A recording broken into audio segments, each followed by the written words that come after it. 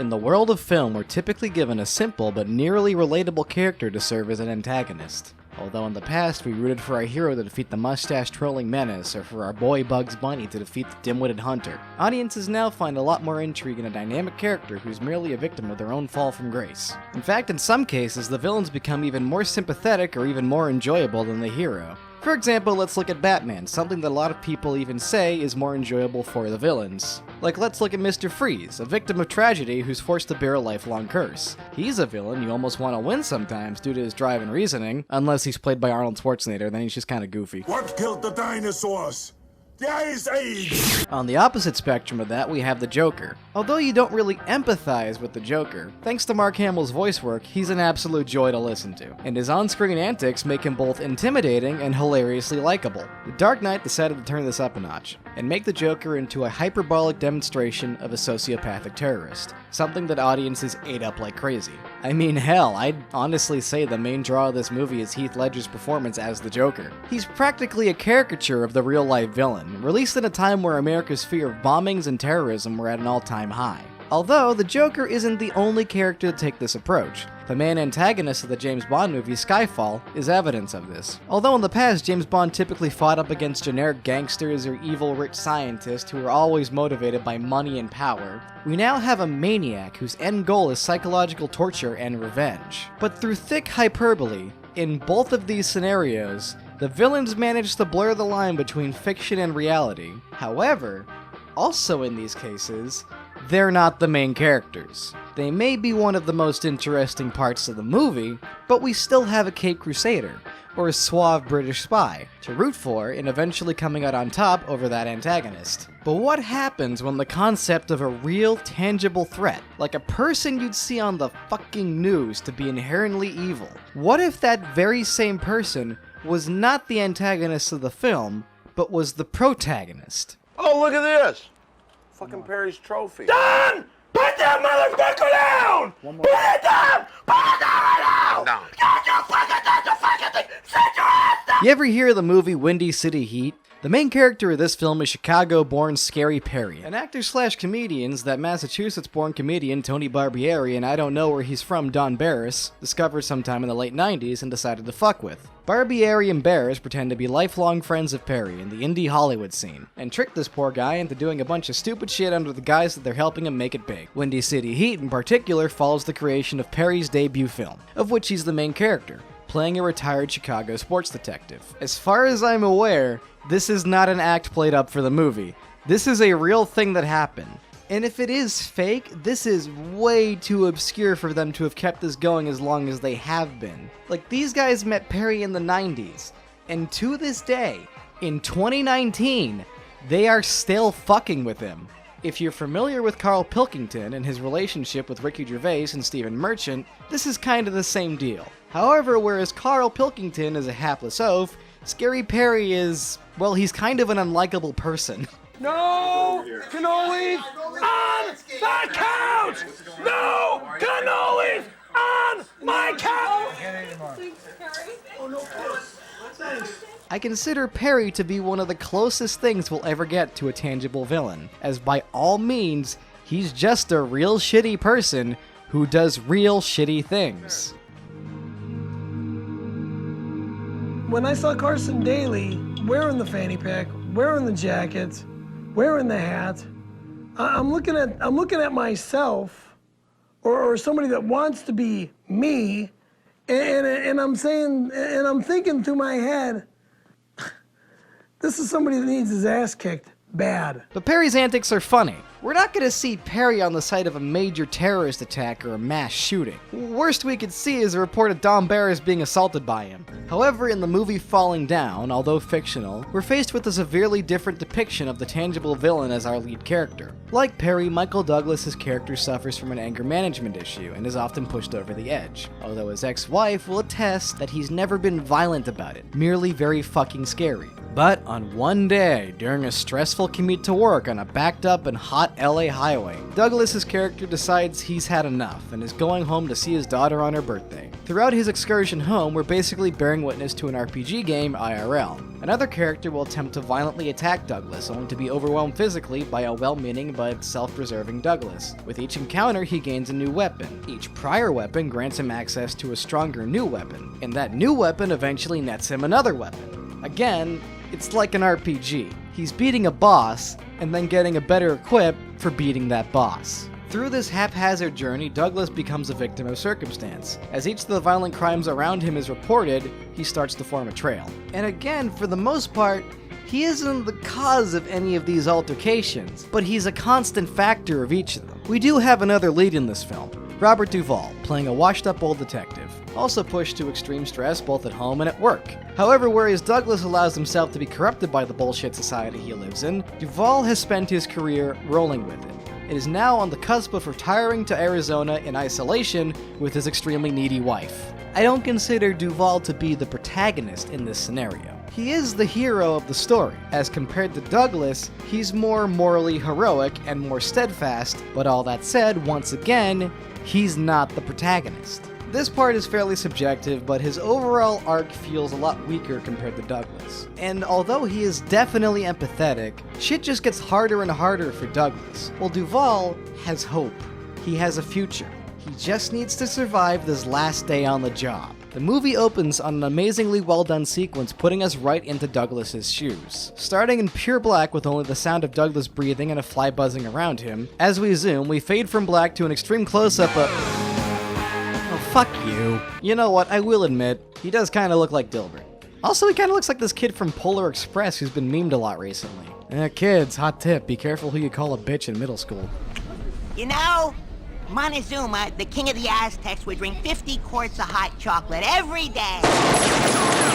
Violation of railroad safety regulations. As we focus on his face, a continuous shot serves to establish the situation and empower the stress he's feeling. It's hot outside. The AC's broken. Children are staring at him. Douglas is wicked sweaty. Can't kill the fly that's buzzing in and out of his and likewise the audience's ears. The crank on the window's broken. Can't even roll that down. Children are screaming. People are playing a radio way too loud. People are screaming into the phone. And this goddamn fly just won't die. The sound design in this scene is incredible. Each minute, tiny sound is fully emphasized to immerse you into Douglas's situation of being so pissed off that every single one of those minute things has become a huge deal and a major annoyance. The music perfectly accentuates this as well, using a very simple score of drums and high-pitched hold notes that help sell the tension and the extreme heat. Hell, even visually we're using a lot of close-ups and extreme close-ups. Like, a lot. Like, this scene is consisted so heavily of close-ups that once we actually get a wide shot, it feels like a relief to get a break from all the simulated claustrophobia that Douglas and likewise the audience was just feeling. And that in itself actually helps to further sell the surrealist tension. All three of these things coupled together make for one amazing opening. It doesn't matter who you are, if you've driven a car in a major metropolitan area during any kind of traffic jam or rush hour, you relate to this.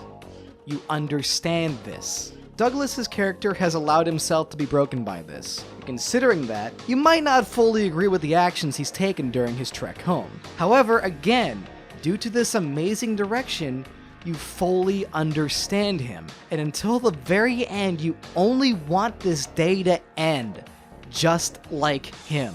And later in the movie, when he's fully accepted that he's hit the point of no return, you fear for him as well as for yourself. Look at this shot.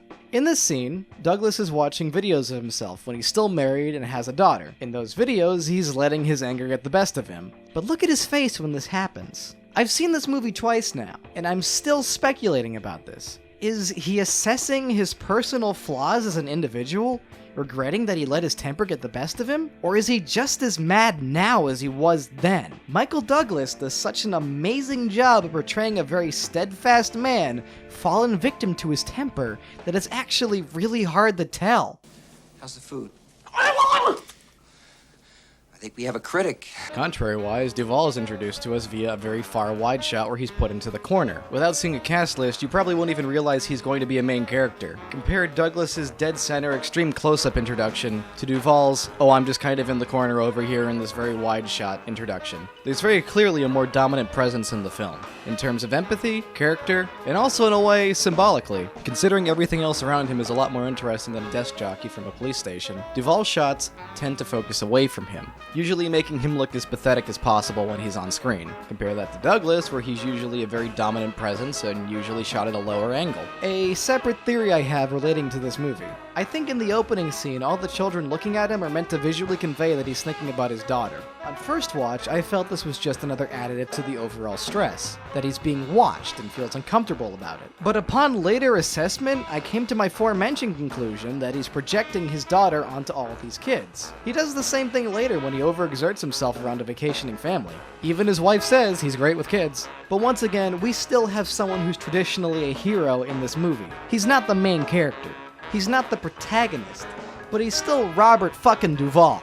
And returning to my earlier point about not being able to emphasize with his situation as much as I am with Douglas, part of me actually wants to rewatch this movie for a third time once I reach Duvall's age, to see if my overall assessment changes once I'm able to fill this character's more experienced shoes. The anime, A Silent Voice, also follows a very tangible villain, although this time, maybe not a very well reported one. We're in a Japanese high school now, a simple place, and we spend the majority of our time following our lead's redemption story. As a child, due to a palpable peer pressure around him from the other kids, he decides to bully a deaf transfer student, Shoko, due to her disability being a hindrance and annoyance to everyone around her.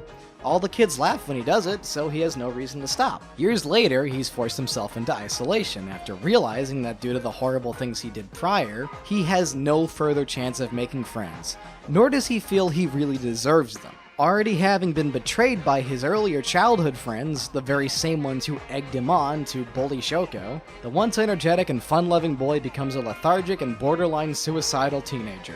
Most of this is actually conveyed strictly through direction without having anything outright said to you, fully immersing us into Shoya's perspective.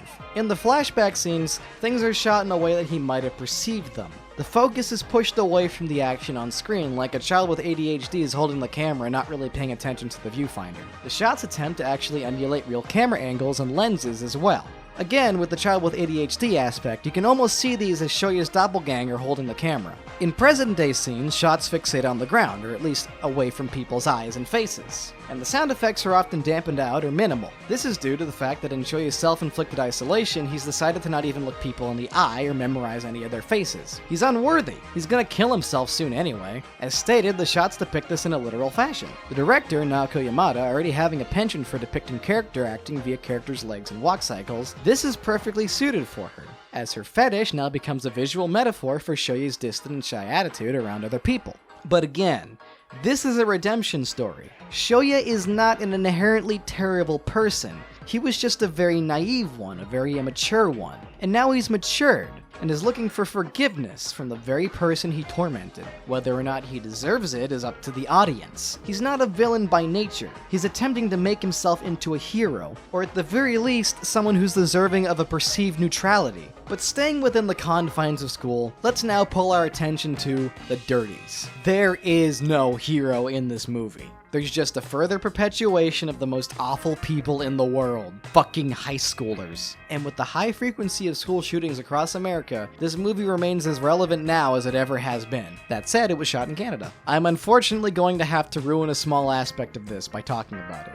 When going into this blind, there's actually a genuine question of whether or not everything you're seeing is real. Especially if you're in my situation and you watch the 240p rip of this the first time. In HD, it's pretty obvious this is just a movie. However, the documentary-style filmmaking is still incredibly well done. Matt, played by Matt Johnson, is the lead character. In the movie, he's a high schooler who wants to be a director. He occasionally talks to and directs the cameramen during the filming, and also his friend Owen, played by Owen Williams. He serves as the supporting actor of the film, as well as the film Matt's making. Likewise, Matt Johnson isn't just playing a director. He's actually the legitimate writer and director of the film. The Canadian school they shot the film at isn't just filled with extras as well. It's filled with real kids just kinda going about their day. The only actors being our two leads, the cameraman, the girl Owen likes, the girl's friend, and the bullies, who the characters refer to as the Dirties. Every other character, outside of a few select others who I didn't name, is just a real person going about their day. Due to that, you end up getting moments like this.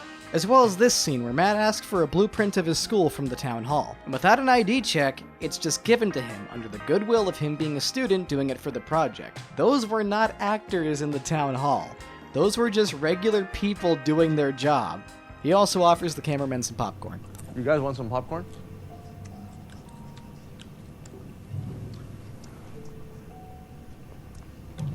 Like Falling Down and A Silent Voice, the film focuses on creating empathy for our protagonist, the villain. They've both been bullied their whole lives, as they put it, just for being themselves. Owen is a meek, skinny kid who doesn't have the guts or physical strength to stand up for himself, usually just being toted along by Matt, who somehow becomes the alpha of the two due to him being slightly more charismatic. I'm okay. Matt is stated as a wannabe filmmaker. However, he fully projects himself onto being a character in a film rather than a real-life person. This could be due to the fact that he's making a film within the film, or it could just be his normal approach to life. Throughout the film, he's actively editing the movie we're watching and proposing scenes that could be in the documentary. To him, the idea of a school shooting is just a hero's journey, where him and his friend Owen, they ain't gonna kill everyone, just the bad guys. The bad guys being anybody who's bullied them or fucked with them in the past. More so than Falling Down, thanks to its documentary-style filmmaking, we're fully put into Matt and Owen's perspectives as our focus remains strictly on them. Matt, in particular, is fucking terrifying sometimes, and then in others, almost, like, endearingly charming? Like, this movie has some genuinely funny scenes. Like this one. Matt's trying to help Owen hook up with the girl he likes by playing sound effects and doing Foley while he's on the phone with her. I don't recommend watching this movie if you're in high school. It's honestly almost a little bit too real. And it's the realest we can get with a tangible villain as our main character. Of course, the only exception is Windy City Heat, where Scary Perry is just an actual real-life terrible person. I'm not a fag.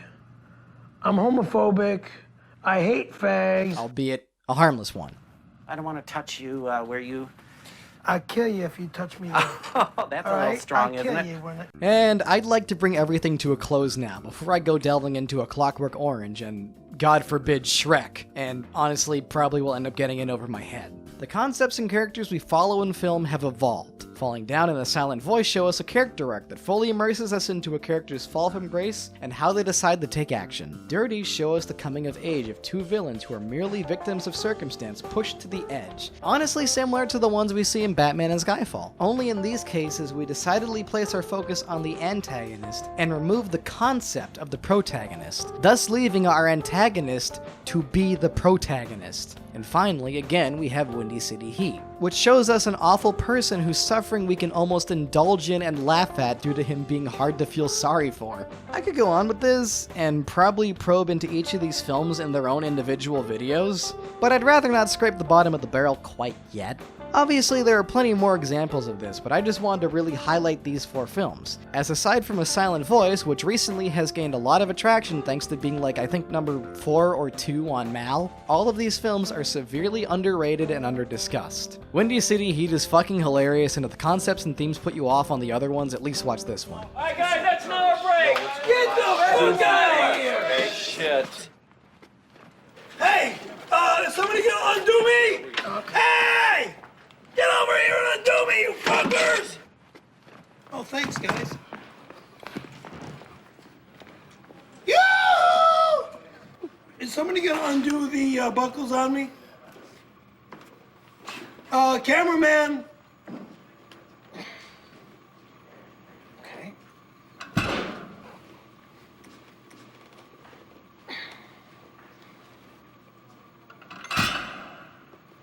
Hello! Hey fellas, thank you for watching, hope you enjoyed. I'd like to give a special shout out to my one and only $25 patron, Coleman D. Kincaid. If your name is pronounced Kinsaid, please tell me, I will correct it next time. But yeah, he's an awesome dude. If you like this type of video and want to see me crank it out more often, then consider supporting me on Patreon. But, all in all, If you're able to even just support $1, then I'm still extremely thankful. You are fucking awesome.